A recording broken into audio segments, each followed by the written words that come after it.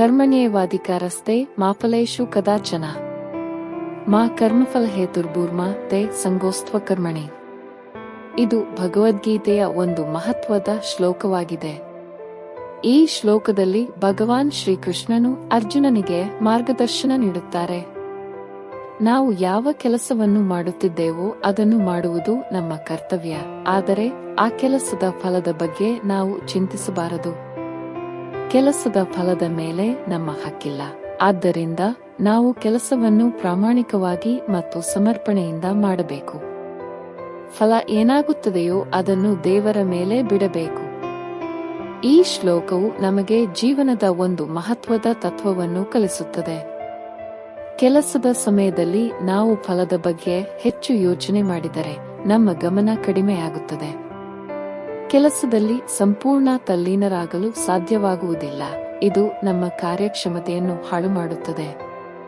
ಆದರೆ ಕೆಲಸವನ್ನು ನಿರೀಕ್ಷೆಗಳಿಲ್ಲದೆ ಮಾಡಿದರೆ ನಾವು ಸಮಾಧಾನದಿಂದ, ಸಂತೋಷದಿಂದ ಮತ್ತು ಸಮರ್ಪಣೆಯಿಂದ ಕಾರ್ಯನಿರ್ವಹಿಸಬಹುದು. ನಾವು ಮಾಡಬೇಕಾದದ್ದು ನಂಬಿಕೆ ಮತ್ತು ಶ್ರದ್ಧೆಯಿಂದ ಕೆಲಸವನ್ನು ಮಾಡುವುದು, ಫಲದ ಬಗ್ಗೆ ದೇವರ ಮೇಲೆ ನಂಬಿಕೆ ಇಡುವುದು.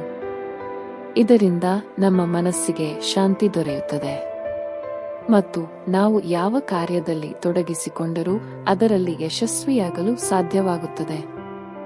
ಈ ತತ್ವವನ್ನು ಅರ್ಥ ಮಾಡಿಕೊಂಡು ನಾವು ನಮ್ಮ ದಿನನಿತ್ಯದ ಜೀವನದಲ್ಲಿ ಅನ್ವಯಿಸಿದರೆ ನಮ್ಮ ಮನಸ್ಸು ಹೆಚ್ಚು ಶಾಂತವಾಗುತ್ತದೆ.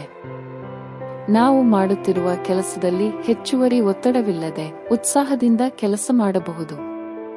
ಅಂತಹ ಸಮರ್ಪಿತ ಕರ್ಮ ಮಾಡುವವರಿಗೆ ದೇವರು ಯಾವಾಗಲೂ ಸಹಾಯ ಮಾಡುತ್ತಾರೆ. ಕರ್ಮದಲ್ಲಿ ನಿಷ್ಠೆಯಿಂದ ಇರಬೇಕು, ಫಲದ ಬಗ್ಗೆ ಚಿಂತಿಸಬಾರದು. ಇದು ಭಗವದ್ಗೀತೆಯ ಮಹತ್ವದ ಸಂದೇಶವಾಗಿದೆ ಮತ್ತು ನಮ್ಮ ಜೀವನವನ್ನು ಉತ್ತಮಗೊಳಿಸಲು ಬಹಳ ಉಪಯೋಗವಾಗುತ್ತದೆ. ನೀವು ಈ ಸಂಕ್ಷಿಪ್ತ ವಿವರಣೆಯನ್ನು ಇಷ್ಟಪಟ್ಟರೆ ದಯವಿಟ್ಟು ಭಕ್ತಿ ನಾಮ ಕನ್ನಡವನ್ನು ಸಬ್ಸ್ಕ್ರೈಬ್ ಮಾಡಿ. ಹೀಗಾಗಿ ನಾವು ಹೆಚ್ಚು ಆಧ್ಯಾತ್ಮಿಕ ವಿಷಯಗಳನ್ನು ತರುವಂತೆ ಮಾಡಬಹುದು. ವೀಕ್ಷಿಸಿದ್ದಕ್ಕೆ ಹೃದಯಪೂರ್ವಕ ಧನ್ಯವಾದಗಳು.